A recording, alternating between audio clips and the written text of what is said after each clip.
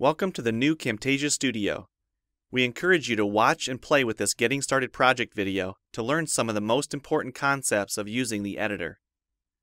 If you want more in-depth tutorials that will walk you through the entire process of recording, editing, and sharing your videos, then please watch the Getting Started tutorials using this link under the Help menu. The editor is divided up into three main areas: the clip bin, the timeline, and the canvas. The canvas is where you see your video during playback and can move, resize, and reposition all media however you want. The timeline is where you assemble and edit your video. At the top of the timeline, tick marks represent time in terms of minutes and seconds. When building a video, you'll work in a horizontal manner, beginning from the left and moving sequentially through time toward the right. The tracks are layered on top of each other, so media you add on higher tracks is viewed on top of media on lower tracks in the canvas. For example, this callout is placed on top of the video track on the timeline, and therefore is on top of the screen video on the canvas.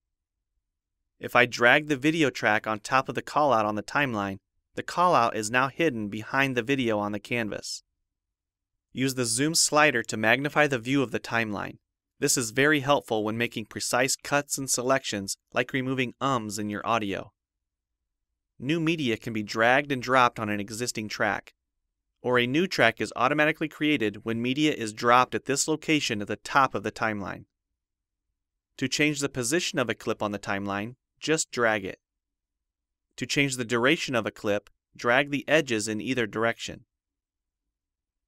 An important part of the timeline is the playhead.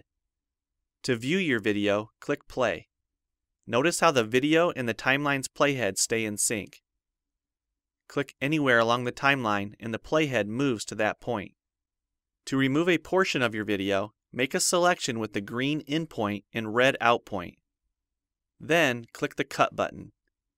If you don't want media cut on a specific track, just click the lock icon. If you make a mistake while editing, press Ctrl-Z on the keyboard to undo, or choose Edit Undo. Double-click the playhead to deselect. Next, we'll look at the clip bin and the library. The clip bin holds recordings, audio files, images, and title slides being used in the project you're currently working on. The library stores video clips, intros, callouts, title slides, and other media assets you want to use from project to project. It is pre-populated with professional content you can use in your videos. You can download more media from our website by clicking this link. You'll find a lot more music, callouts, and animated titles to use in your projects, and it's all free. Once you find something you like this callout for example, just drag it to a track on the timeline and resize and reposition it as needed. Double-click the callout on the canvas to open the Callouts tab and edit the text, or change any of the text properties like color or size. You can find a number of other callouts to use in your projects by expanding this Shapes menu.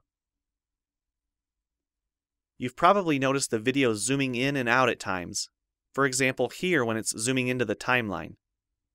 To learn more about adding and customizing zoom and pan animations to your video, check out the other Getting Started tutorials on our website. We've talked about some of the tabs already, but be sure to explore the others for adding and editing special effects. If they don't all show up as tabs, click on the More tab to explore others, like the speech-to-text capabilities and captions, and the improved quizzing. Also, transitions can now be dragged directly to the timeline and added on top of clips. So we've shown a few ways you can navigate and edit your video. But how do you get content into your video?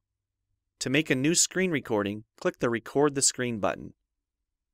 If you already have an audio or video recording you'd like to use, click the Import Media button.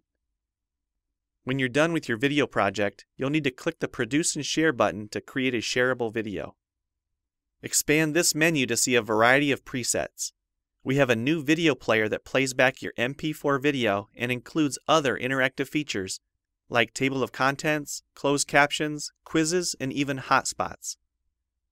These features are available when hosting your video on TechSmithScreencast.com or the video and player on your own web server. This player provides playback on multiple devices with just one video, whether it's a phone, tablet, laptop, or desktop computer. Well, it's time for you to try Camtasia Studio for yourself using the content on the timeline, or better yet, create your own. We have lots of free tutorials on our website, and I recommend you begin with the Getting Started series. Also, the help file inside Camtasia Studio tells you how to use each of the Camtasia Studio features and applications. One last thing, if you ever want to open this Getting Started project again to view or practice with, use this link here. Thanks for watching, and we hope you enjoy Camtasia Studio.